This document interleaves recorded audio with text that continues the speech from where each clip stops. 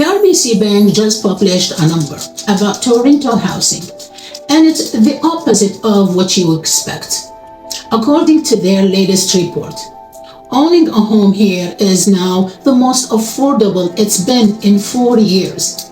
Honestly, I had to read this one twice because everyone is still talking about crash, doom, you will never own, and meanwhile, the bank's own data is quietly moved the other way. So either the RBC Bank is wrong, or a lot of us are waiting on information that's already outdated. Here's why that hits different if you're a first-time buyer. You have probably got a story in your head about this market. Prices only go up, Toronto is hopeless, wait for the crash that never comes, and for years that story was basically right. But this RBC report saying the ground shifted, and the gap between what you believe about buying here and what the data now says is the exact spot where people either finally make a move or keep waiting until the window closes and the story flips back on them. There were 3 things in what I dug through this week. The first 2 you might have caught, but the third, the one that decides whether this affordability thing keeps going or reverses, nobody's talking about. So stick around, that's the one that actually matters. So let's actually get into what RBC said, because the details are where it gets interesting. Their most recent housing affordability report, that's first quarter 2026 data, Toronto's affordability measured at 65.2%. Now that number means a typical household needs about 65% of its income to carry a home. Sounds rough, right? It is, but here's the part that matters. It dropped 2.2 points, and it's the best Toronto's looked in 4 years. The levels is still high, the direction was changed. My honest take, a number finally moving your way after years of moving against you is worth more than people give it credit for.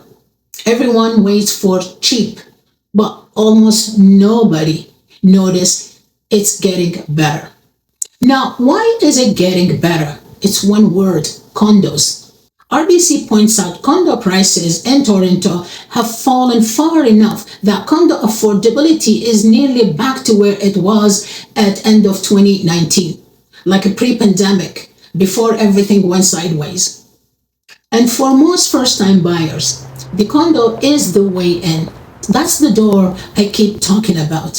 My take, if your realistic first place was always going to be a condo, that's the exact part of the market that corrected hardest in your favor. That's not bad luck, that's your opening. And then the local fresh stuff, the Toronto Regional Real Estate Board, their June 2026 numbers was released July 3rd. The average price came in at $1,058,000, down about 3.9% from the year before. But sales up 9.4% and listing dropped. New listings down almost 13% and active listing down even 13.5%.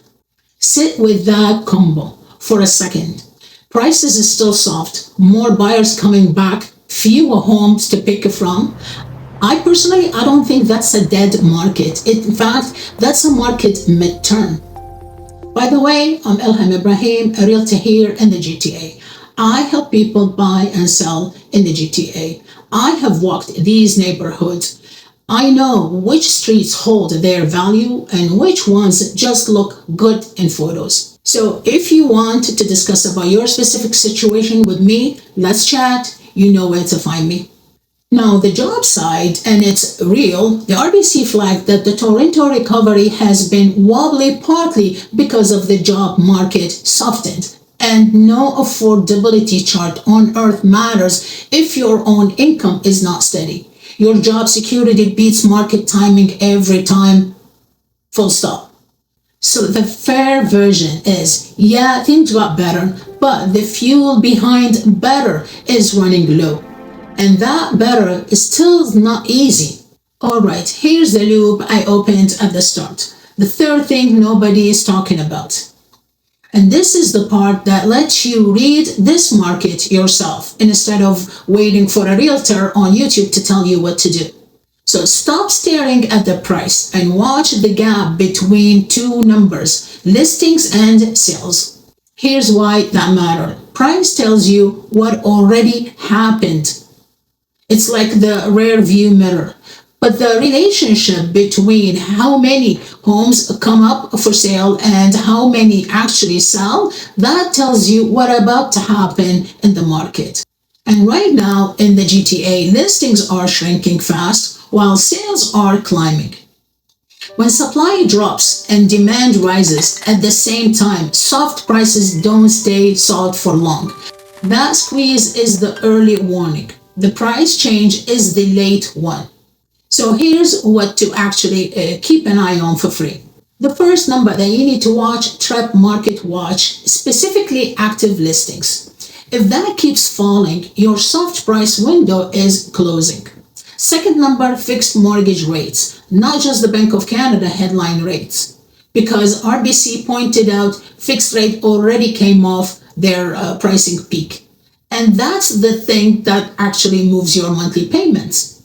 The third number is the affordability number each quarter, not the level, the direction. The day it stops improving is the day the discount phase is over. So stack those three together and you can read the market yourself. Soft prices plus shrinking inventory plus rates that already peaked. That's a window that open now and is slowly closing. It's not a crash you are waiting to catch. It's a window. You are deciding whether to step through or not. And here's the trap, waiting for the bottom. Almost nobody actually catches it because the bottom only becomes obvious after listings have dried up and the competition's already back. By then, the affordability numbers moving the wrong way. And you are bidding against the exact same people who were hesitating right next to you. So here's the real takeaway. Toronto didn't suddenly get cheap. It got less punishing. Right as the inventory started disappearing.